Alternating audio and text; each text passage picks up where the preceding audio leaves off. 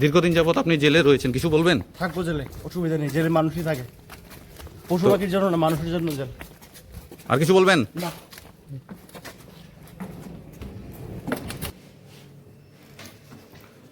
আজকে 10 December 2025 PRC WP 3325 accused সৈকত তলাপাত্র আজকে Sabroom learned GM 5 class কোর্টে প্রোডাকশনের জন্য ছিল।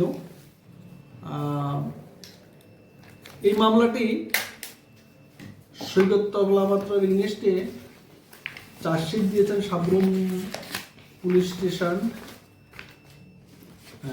সাবরুম এইচডিপিও শ্রী নিত্যানন্দ সরকার।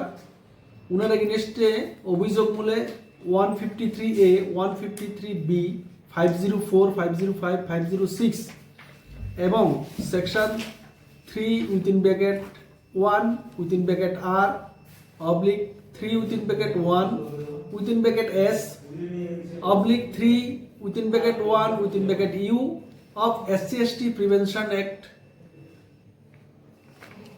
1989 উনার এগেইনস্টে চার্জশিট জমা পড়েছে।